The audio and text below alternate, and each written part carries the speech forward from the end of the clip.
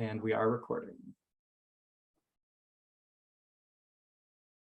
All right. So, welcome everybody. My name is Professor Rentz. I use he, him pronouns, and I teach in the Chaffey Music Department. And I am also a community advising coach for arts communication and design. I don't technically work in public service culture and society, although I actually do work in public service culture and society in lowercase. So I'm glad to be here learning more about ethnic studies, child development, sociology and social justice, and probably a whole lot more. I'll invite our panelists to introduce themselves first, and then we'll go around and any other participants who are here who wish to introduce themselves can do the same. So panelists, let's go in alphabetical order by last name. Professor Brewer, hello. Hi, everyone. I'm Rebecca Brewer. I teach child development and educational studies.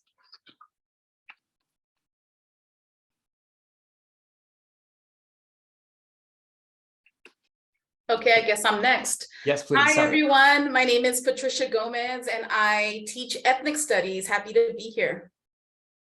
Welcome to this event, and welcome to Chaffey as well. Thank you. Absolutely. And also Professor Moronez. Hey folks, my name is Dr. Jessica Moronez. My pronouns are she, her, hers, and I'm a sociology and social justice professor here at Chaffey College, but not new to Chaffey. I was actually a research analyst at the Chino campus at the old bank building. Awesome. Thanks, everybody, and welcome. And now let's work our way around, and feel free to introduce yourself with your face and your voice, with just your voice in just the chat, or not at all, as you prefer. I'm going to go in the order of my screen so that I don't forget anybody. So in my upper left, I have Steve Lux. Hello, Steve. Hello, everyone. My name's Steve Lux. I teach criminal justice at Chaffey College, and I'm also part of the Turning Point program in the prison, and I'm here to learn as much as possible. Welcome, Steve. Next on my screen is Johanna.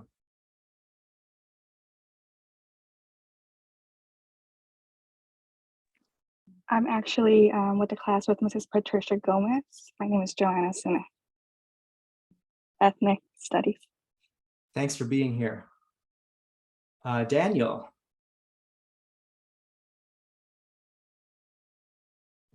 Hello. I'm a student at Chaffey. Excellent. Thanks for being here, Daniel. And Diana.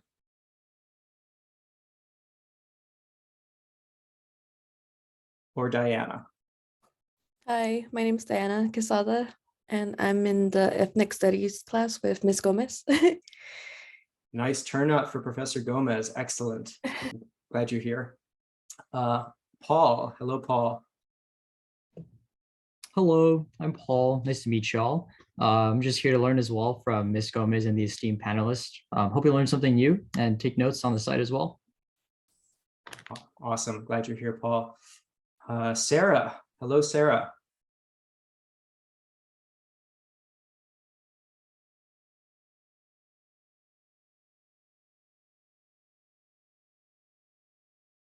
Sarah is also is a professor, a student in Professor Gomez's class, and she is at work and so has to stay quiet, but is happy to be here, and we're glad you're here too. Carlos. Hello, Carlos. Hi, I am a student at Chaffey pursuing a psychology degree, and specifically I came here to learn about the child development aspect, so I'm very excited. Excellent. We're glad you're here, Carlos, and I'm sure Professor Brewer is glad to have a child development, someone who's particularly interested in that topic here today. All right, and Nairi. Yes, hi, Mary. I am also a student here at Chaffey studying communications, and I am a student of Professor Gomez, and I am here to just learn a bit more about the field. We're so glad you're here, Neri. Welcome. All right, I think that's everybody except for Professor Tripp, who is a professor of anthropology here at Chaffey and also the community advising coach for public service, culture, and society. Is that the name of your ACC? Okay. And she will be moderating the chat, monitoring the waiting room, possibly popping in and out now and again, and doing the silent co-hosting part of this. So we've got some questions for each of our panelists, and so we'll start with those, and we'll have time for, we'll do some Q&A probably at the end of the whole thing, but also if something occurs to you, something sparks with what anybody says, just pop your hand up, put a question in the chat, and we'd love to have this be as interactive as possible. So the first question that was provided to our panelists was, what made you choose your major, your field of study? And let's go in reverse alphabetical order by last name for this one. So we'll start with Professor Moronez.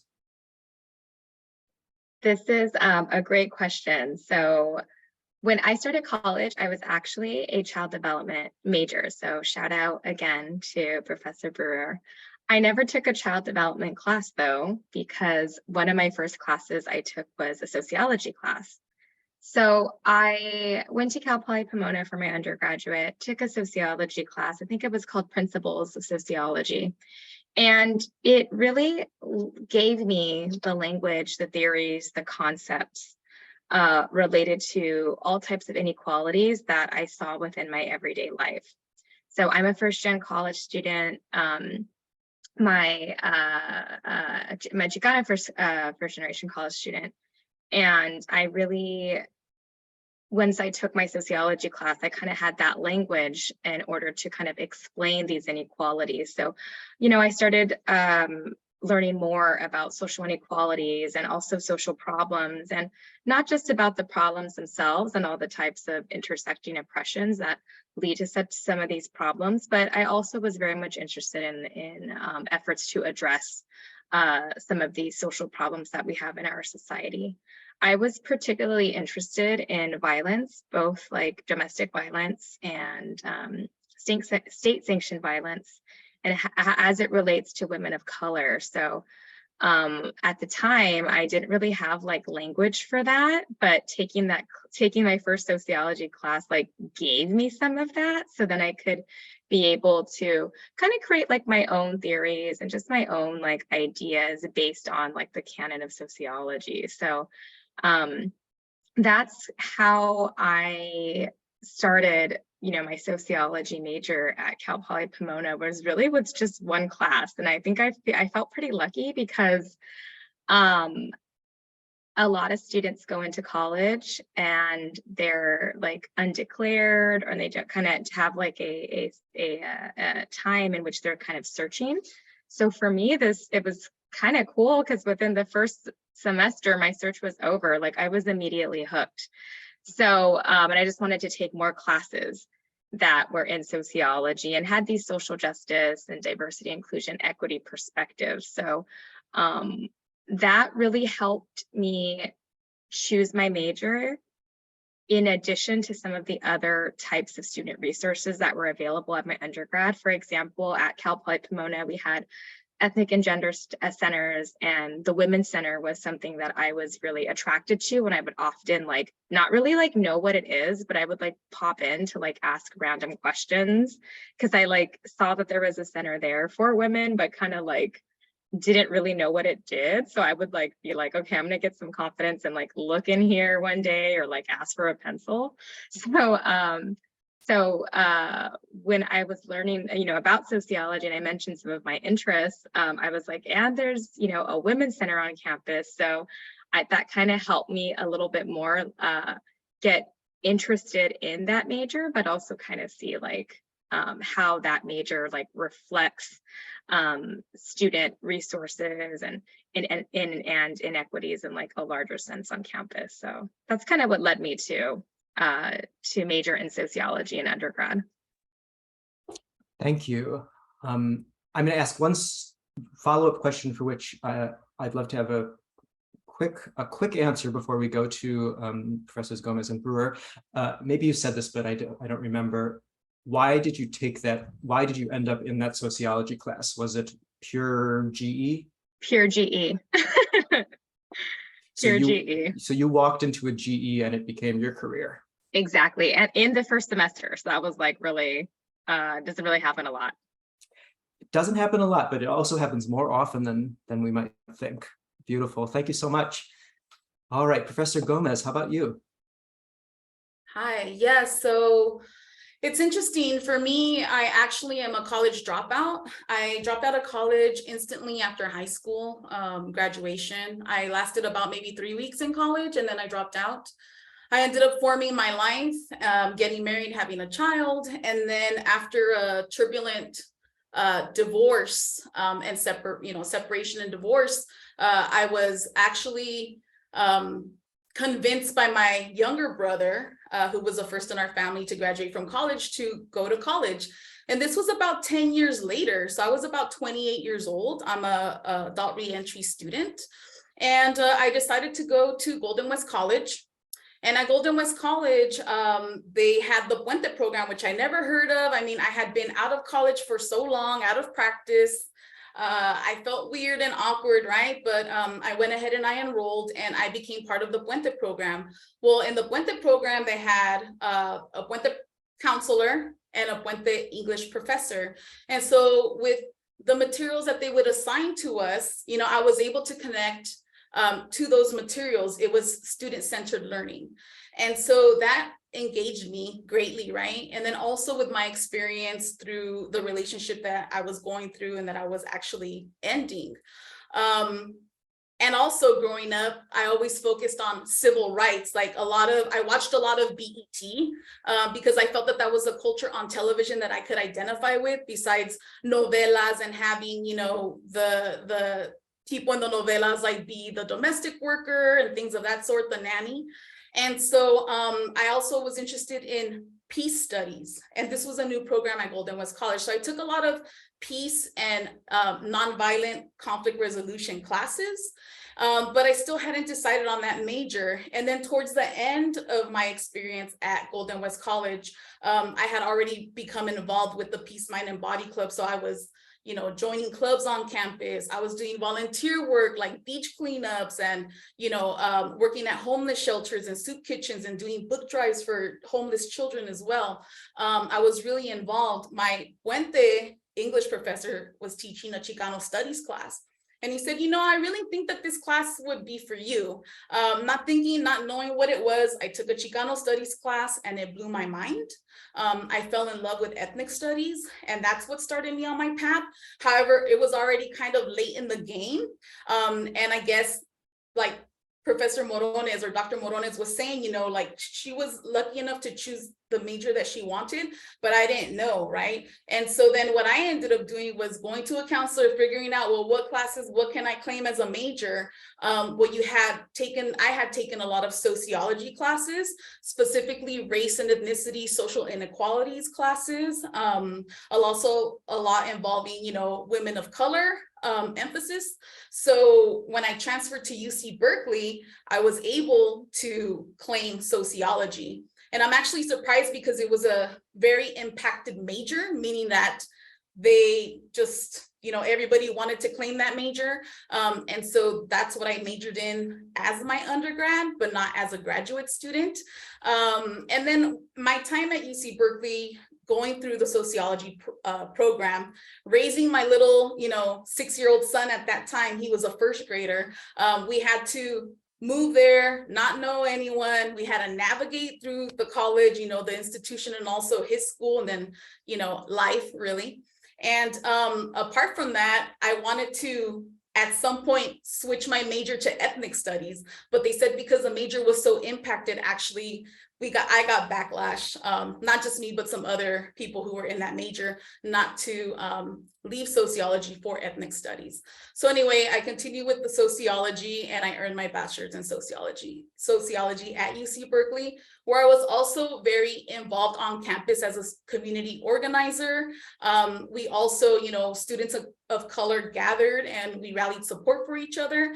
I know it sounds scary to leave like what you're used to, right? Your safety net. But it was a very positive and experience for me, right, individually. So that's how I came into my major for sociology, but not for ethnic studies yet until grad school.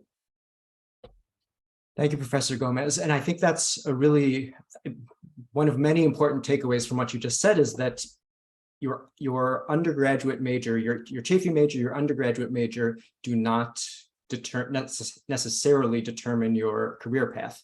There are so many branching opportunities and branching necessities sometimes as well. So it's all important, but none of it sets anything in stone. Professor Brewer, we'd love to hear a little about your story, please. Yes, hi. Well, my story is not as exciting as as the other two. I always knew that I wanted to work with children, even when I was in middle school. Started off babysitting and absolutely loved it. And as I got older, I knew I wanted to work with children. I just wasn't quite sure which direction I wanted to go. I am also a first-gen college student. I started off in the community college at Saddleback College over in Orange County, Mission Viejo.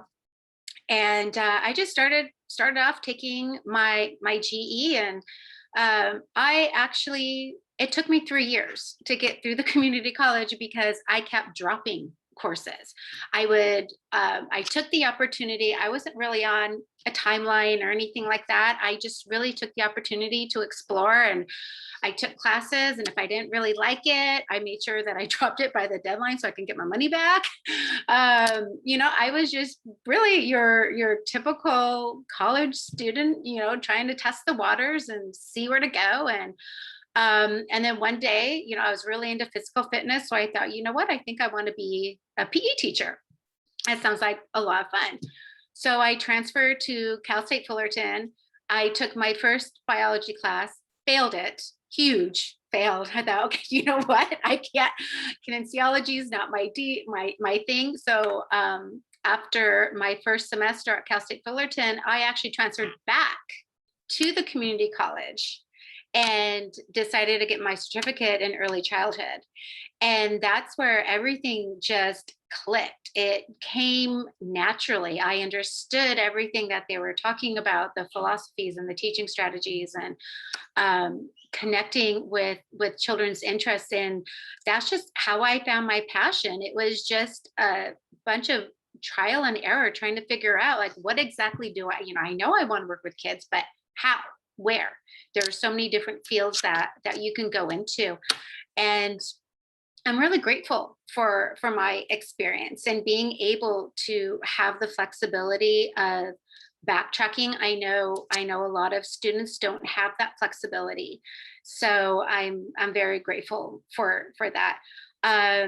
So when I finished, I started off just with my 30 unit early childhood certificate, started off as a teacher's aide, then went on to get my bachelor's, and then I was a teacher, got my master's. I became an assistant director as well as an assistant site supervisor. Decided, you know what, the office isn't really a place for me. I want to get back into the classroom. So then I went back to teaching again. So, I mean, there's a lot of flexibility in the field of early childhood of figuring out where exactly do you want to be? Where do you want to go? And I also thought about being a social service, working in social services, but then I took a course in that, and the stories that teacher had, I can't, they were so sad and so heartbreaking that I was like, that's not for me either. So I highly encourage everyone to just test out, if you're not sure where to go, just take courses and see if it's right for you and really find out where your path is. Thank you. So we've got 5 questions, but everybody's kind of answering all of them at once, which is great. We heard about some influential classes. We heard about some obstacles like changing course immediately on arrival one's first semester, about life changes and moving and impacted majors, about failing what seemed like a very important class. But I'd be interested to hear if any of you have any other obstacles, challenges, or surprises that came up either academically, personally, and that you would care to talk about, and how you got through, over, under, around them. I can mention something. When it comes to some of the obstacles for me as a first-gen college student, I was always like pretty, in high school, I was, kind of like a B+ student, like an A- student. And I thought being a good student really consisted of like doing your own thing, not asking questions, and just getting your work done. For me, navigating college, and I actually went straight to Cal Poly Pomona, so I didn't go to community college to start with, but being at a university, a 4-year university, it was really hard to navigate because it was so different, right? In high school, actually all throughout K through 12, it's like a very set schedule in terms of what time you arrive and what time you leave. Your classes are kind of pretty much planned out for you, and you have some say, especially toward the end of your K through 12 education, but not a whole lot. So when I got to college, it was really just so surprising for me to think about like, okay, I have to figure out a way to get here. I have to figure out my own schedule. I need to figure out like a work schedule to work around my class schedule. And I also need to figure out like how to ask for help, especially for stuff that like I had no idea. I was taking, GE courses. I had a geology class. I had like no idea what I was doing like the entire semester. So, however, like I said, my idea of like a good student was someone who actually like didn't cause like problems for the professor, or didn't like ask for help, or just didn't like kind of did their work and that's it, right? So a huge obstacle for me was learning to ask for help and to like empower myself that I deserve the help, right? So it wasn't really until like my third, I would say like I think at Cal Poly we did quarters, so I guess it was like my third quarter, so like it would be like spring quarter, or maybe like the beginning of my second year, first quarter, that I was like, I really need to figure out what this means when they say like come to office hours if you need help. To me, I just kind of thought like, is that for students who like I didn't want to be painted as like a student who like didn't get the material. Like I wanted to be painted as like a good student who like, just did their own thing. But it was something that I felt like I had to empower myself to figure out what some of this terminology means, so that I could get the help I needed for the courses I needed assistance with. Like I had courses that I like, a lot of the science courses where I was just like really like just kind of sat there, but not utilize like the resources that were available, because I really just didn't know how to. So I think for me, that was just a huge, issue in terms of going to college for me, because it was just like trying to just understand that it's okay to ask for help and it's encouraged to do so. And, as a professor myself now, I find out like, wow, it is really good for students to ask for help. And I encourage students to do that now. But I think coming from like the mind frame that I was coming from through, going through K through 12, I just thought that was like frowned upon. So that was a huge issue for me, was just simply just like asking for help and figuring out like how to approach a professor to communicate that I needed help with my courses. So that was a big thing for me. Yeah, thank you. I want to reaffirm that as far as I can tell, every single person who works at Chaffey wants nothing more than to be asked for help by students. That's what we're here for, and that's what we want to do. And we all benefited from that multiple occasions throughout our academic and professional journeys. So please ask us for stuff. Now, we have good boundaries. If we can't or won't provide it for you, we'll let you know, but please ask, and the answer will probably be yes. Professor Yeah, Gomez, I would love to share. Yeah, please. Actually, resources on campus are what got me through it. You know, I didn't accomplish what I did all on my own. I was an EOPS student. I was a Puente student. I received financial aid. And then because I was a single mother, I also qualified for the child grant. So then I was able to, you know, put my son at the Boys and Girls Daycare there on campus. So that helped me navigate. I was not a great student in K through 12 education. I didn't engage with the materials. But, you know, in college, it was different for me because I had these resources, and going to each resource actually allows for a relationship with the people who are guiding you, right? And so then they become your mentors in some way. And you know, with those mentors, which they're my lifelong mentors, I still keep in touch with them from community college. You know, they really paved the way for me, and they helped me get access. And if I didn't get access, I knew where to go or who to ask for, you know, if I hit a wall or if I wasn't able to get access to something. The other thing too is that I was able to learn how to time manage, right? Time management skills when I was a college student, because I used the tutoring center because I was really bad at math, and I still am. But guess what? I was an A student, an A math student, and I even surprised myself because I really applied myself. I said, I need to pass this class because I have a goal, right? I want to transfer to the university. And so I went to math tutoring, I went to computer labs, and I would do my work after class all day. I would just find gaps in my schedule to make myself stay on campus all day. And then when the day was over, I was able to go and grab my son from the Boys and Girls Club, and then we would go home, and then it was all about him, right? Whatever he wanted or whatever I needed to tend to him. So so these resources really saved me. I struggled a lot with so many things, like I mentioned, right? An EOPS student as a first generation college graduate, you know, a Puente student, but, you know, and in my classes as well, just like Dr. Moronez mentioned, I encourage my students to come to office hours. I actually have had, you know, after my class and before my class, students come in and sit with me. One was just talking about right now how she should time manage, and how she brought her lunch today, and she's going to make herself go to the library and get her homework done. And so it's nice to just have you all stop by in office hours. We really do want to get to know you. It doesn't always have to be about the materials that are assigned.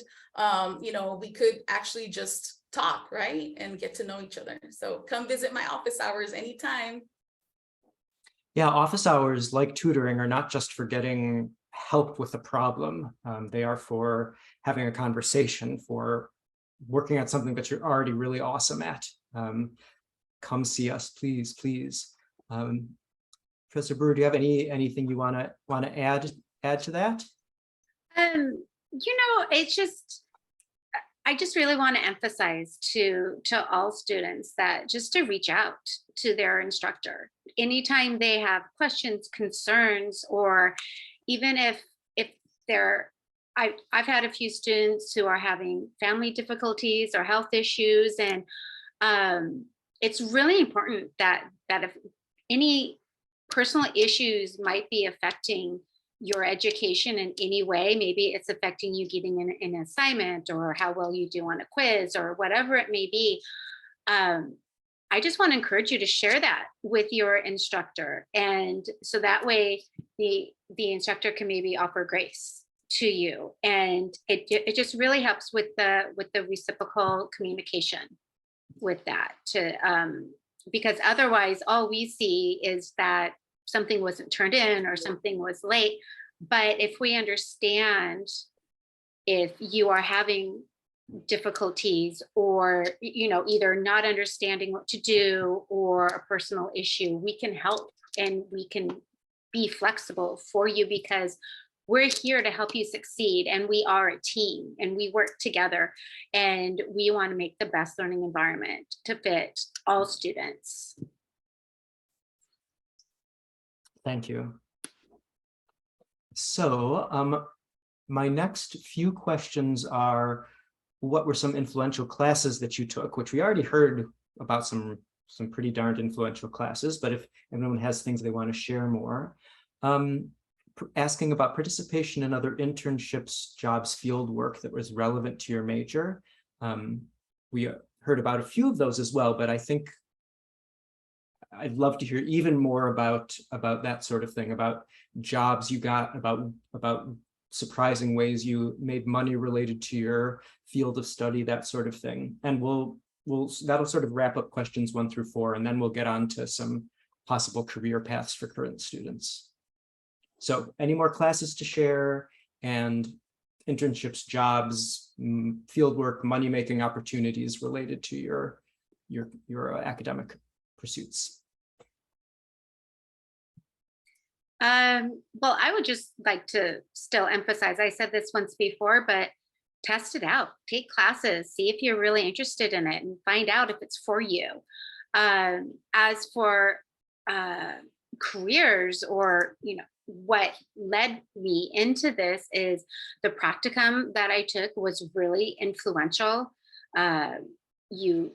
It has everything to do with your work experience and how are you perceiving things and how is it going for you and what can we do to help. And I would say anything that you have interest in and you're thinking about, just go for it and give it a shot. And if anything, it's just one thing to check off and say, you know what, that's not really for me. I tried it. Now I know, okay, I'm going to go in this direction. So. That's really good, Rebecca. Yes, absolutely. So for me, I knew immediately when I was a Puente student that I wanted to be a professor, a community college professor, because the mentors at the community college really impacted me. I was so impressed. I just didn't know what I wanted to teach. And like Professor Brewer, was explaining, kind of try to tap into different things and see, what you like. You might think that you like, psychology, but maybe you like a branch of psychology. It's not necessarily just like the whole, right? And so that's kind of what I did. And in navigating all of that, I started to do informal interviews with my mentors, right? So with my EOPS counselor, because he was also a communications professor, with several there at Golden West College. And so they kind of let me know, well, this is a great field, to be a professor, right? To be a professional in education. However, it's not easy to be hired full-time. However, you're gonna struggle for a few years before you get a full-time hire. And so they explained this to me, right? And as I moved up, or switched up to, undergraduate, the 4-year university, and then graduate school, they had told me, make sure that you line everything up that you want, meaning make sure that it echoes what you're studying. So for example, if I'm studying to teach ethnic studies, make sure that you try to TA for an ethnic studies professor, right? And so in graduate school, I became a teaching assistant for 4 different professors at different colleges, at the community college, at the university, at the graduate level, at the undergraduate level. And so then that helped me, right, really understand and see what this was going to bring. Is this really the field that I want? And it was. Okay. And so then during undergrad at UC Berkeley, because it's a research university, I did a lot of undergraduate research programs with professors in the sociology department. And so I did that the whole time that I was a student there. Why? Because I really wanted to reach the goal of, becoming a professor, possibly applying, for the doctoral program and what it takes to get there. And so as you're going, you kind of start to align all these things so that way, when you accomplish your goal, you have everything ready to go, plus your curriculum vitae, your CV, right? And so I strongly recommend that right now, as you are college students, put anything on that curriculum vitae, right? And we can talk about this more in class for my students that are here listening. How do you put that together, and what purpose does that serve? And so this led to internships. This led to also being hired as a graduate student worker for research departments. And so I just kind of followed that path. I want to kind of amplify some of what you just heard from Professor Gomez, which is to say, yeah, if you hear about, if you see your professors or anyone else really, and you think, I would like to do that job, talk to them about it, ask how they got there, and start trying some of the things that they did. And what I'll also say, and this is very relevant to music, but I think also to probably to all the fields, if you hear your professor or somebody else talking about like a gig they had, a job they did that is not professoring, but sounds cool, like talking about a research analysis project they did, or some kind of a field work on an excavation, or playing in a jazz band, or whatever the case may be, ask them about that too, because all of us have done more than just being professors, and I feel safe to say have earned money doing things other than teaching. And we would love to, if you hear about something that interests you at all, ask us more about that. Yeah, absolutely. And I want to echo, like, just using this time in college to saying that Professor Brewer said it was like to take different classes and to kind of like take any opportunities that you feel interested in. So when I was a student, I had the service learning requirement for some of my ethnic and women's studies classes. And the service learning requirement for me, one of them was to go to the downtown center in Pomona and volunteer there. It was like arts-based center, but they also had things like food drive and clothing drive that they needed help with. So one of the assignments for a class was to volunteer there for however many hours, right? And I did that and really enjoyed doing that. So I looked for classes and also other opportunities in college that would also give me those types of experiences. When I got my PhD at UC Riverside, I was the labor studies internship coordinator there. And there at UCR, I basically helped students get internships within the broader like IE community, and some in Los Angeles County as well. But a lot of students like me found that those were really like rewarding experiences because you get hands-on experience by doing internships and these types of volunteer opportunities. Or if your class like requires it, like mine did when I was in college, you get an opportunity and experience through there. So I think it's a great thing to do. It can help you just focus in on what you would like to do. And also sometimes you can take like an internship or class or some sort of volunteer work, and it just really becomes, you might like it, just because like you want to do it. But sometimes in life, I feel like it's the opportunities that were like, wow, I did this one semester. I kind of I did it once just because I was interested, but it led me to somewhere else. And I think that's just so important. Something in college one way that I made money in college was actually by doing research. So there's a program called the Ronald E. McNair Scholars Program, and it's a program for students who want to pursue doctoral studies, and they have to be like first generation, lower income, or underrepresented within the field that they're going to pursue in their doctoral career. So I did this through like my sociology classes and my ethnic and women's studies classes. I focused on doing a research project through the Ronald E. McNair Scholars Program. And from what I remember, they paid us at certain milestones to just continue our research. So at the time, my research was on how men like can intervene on preventing like violence against women by like talking to other men regarding like anti-violence like initiatives and just like masculinity, toxic masculinity, misogyny, etc. And my institution like paid me to do research on this. So not only did I get money, but I got the experience. I got help from this program. So when I applied to my doctoral programs, they actually waived all my fees, which was amazing. They paid for something called the graduate record exam, which is a requirement for many programs to get into graduate studies. They paid for me to present my research at UC Berkeley. Like it was wonderful. And I think it also helped me, get into graduate school. So overall, and it helped me like shape my idea of what I wanted to do when I got older, which was to be a professor, you know? So that was an awesome program. I can put it in the chat, and I can put in the chat with like all the locations that it's at. But if you're interested in research, and I think for me, like being a student who is like first gen, I was like, someone's interested in what I have to say and they're going to give me money to do it. Like, this is wild. So it's an amazing program. I'll put it in the chat so that you all can look it up and find out more information about it. And yes, as you move on to undergraduate and certainly graduate work, people should be paying you to be a student at that point. Absolutely. I want to highlight something that Professor Tripp said in the chat, which is that doing this kind of exploration also gives you the chance to learn what you don't like.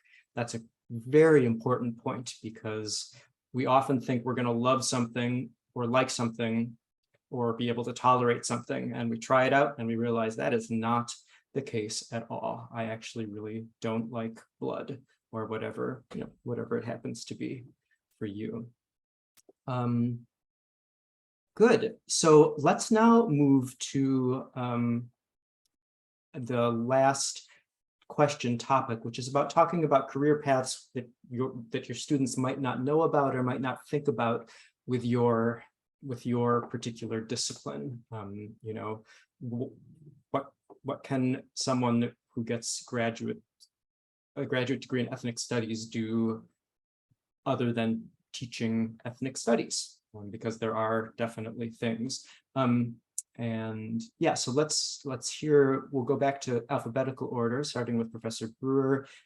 And Steve, I might include you too, since you are also a professor and a professional. All right. So there's a lot that you can do with the child development education background, depending on exactly how far you want to go with your education.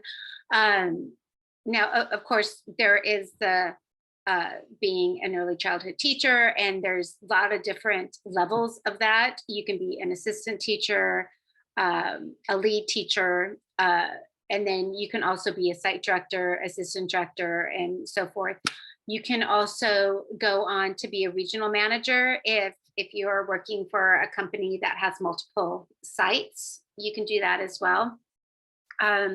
Or if you want to go even further, you can open up your own childhood business, early childhood business, if you wanted to go in that path. There's a lot of different things to do as well. You can go into human resources with that major. Again, you can do social services, you can do child therapy, family and marriage therapy, if you wanted to broaden it. Actually, when I was getting my bachelor's degree in child development, my minor was in human services, because a lot of it went hand in hand with child development and how to care for children, how to really communicate with children as well. So there's a lot of different things that you can do besides just teach. You can also go in, and again, you can educate others. You can be a parent advocate. So it just really depends on where your passion is. Like I said, I always knew I wanted to work with kids. I just didn't know how. And I love working with kids. I absolutely loved it. Just seeing the gleam in their eye and the excitement when they walk through the door, and when they learn something new, or when they self-discover. It is just the most amazing, heartwarming feeling that I have ever experienced, is being with those children. Yeah, and I decided to then go into adult education because I wanted to teach others what I learned in my experiences. I wanted to expand that, and the learning, it never stops. It really never stops. If you think about it, children, adults even, education is not the same as what it was 15, 20 years ago. It is constantly changing. There's always new research, new theories coming out, new teaching strategies. So even if you do go on to get your master's or your doctorate, the learning never stops. It is continuous, no matter what you get your degree in. And it's an amazing thing to see. Thank you. Okay, Professor Gomez. Yes, hi. So I'll be really quick because I'm watching the time. Sorry, that's being a professor, I guess I'm always looking at the clock.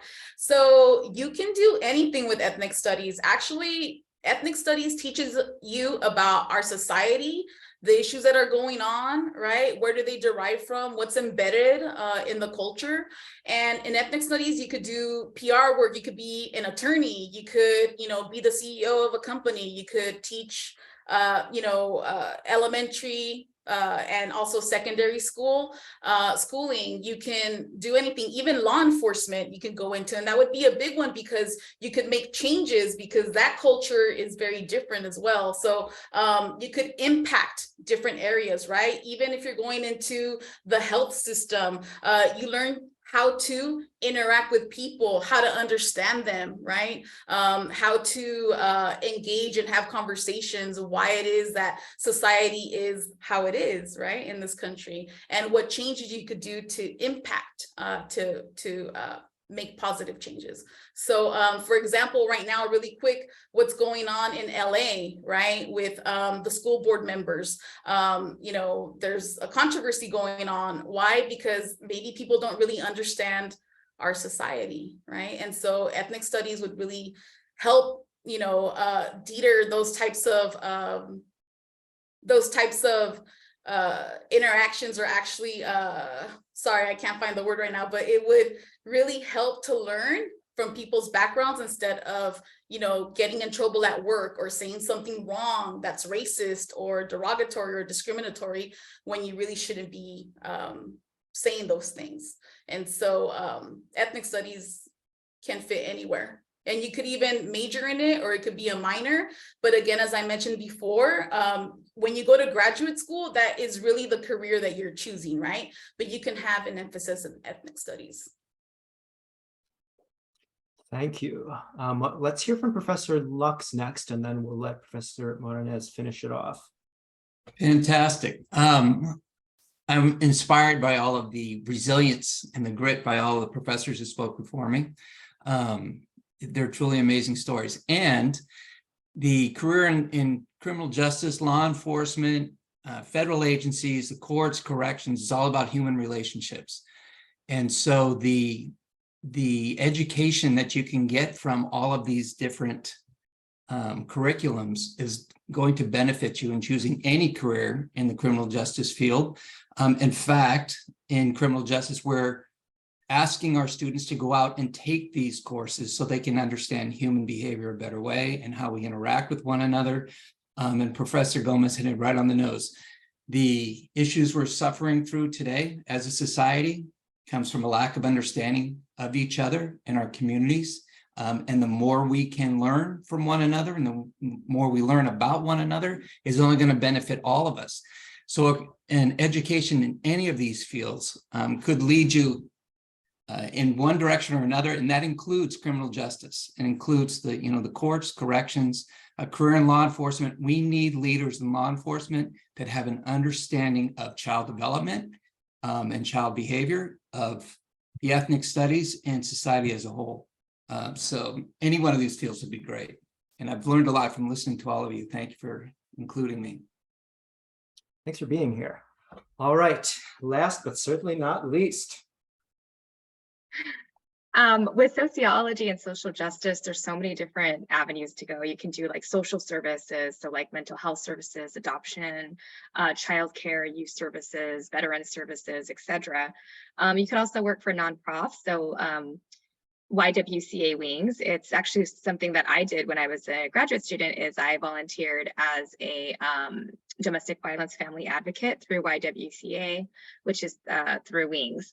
Meals on Wheels, that was also something else I was interested in when I was in graduate school. Other things like casework for nonprofits, program coordinators. You could also use a sociology degree at higher ed, so doing work with equity and inclusion, training, resources, training the entire campus on sort of the initiatives and that we may have, like, for example, here at Chaffey. Also running some of the student centers. Like here, we do have the Cultural and Social Justice Center, but in addition to that, there's other types of centers, like a Women's Center or a Black Student Success Center, or et cetera. So you could also be running those types of programming or being a coordinator or director in those areas. Government, so definitely when it comes to program analysis, looking at Census Bureau and federal agencies and doing like research based on things like census data. That's actually really exciting. That would have been like another career for me in a different lifetime, being a statistician also. Healthcare, family planning, for example, criminal justice, like Professor Lux said, law, like Professor Gomez said, in terms of being like a lawyer, for example, and having like maybe like a specialty within something related to like inequalities, maybe like 14th Amendment kind of stuff. Also politics. So I think with like having a leadership role in becoming a board member, a council person, a community leader could be another route that one could take with a sociology degree. But when I wanted to do like a little shout out, my sister has a master's of social work degree. So some of the programs that are more like adult protective services, or like DCF, what is it, Department of Child and Family Services, like those ones would usually kind of like those types of careers might require like an MSW, not like a sociology degree, but having both would be like really impactful, I think, for those types of social services, specific types of careers. Thank you. A whole host of wonderful speakers and tons of great information. Got just a couple of minutes left, so haven't had much by way of questions during the presentations. Anybody have anything they'd like to ask or hear more about before we bring this to a close?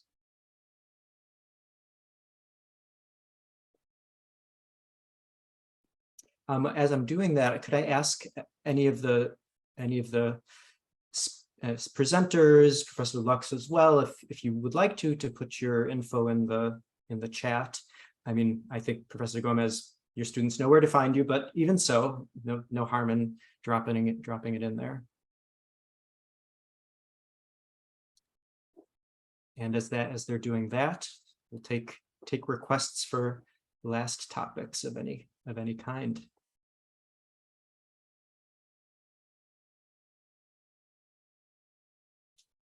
Put my own in there too.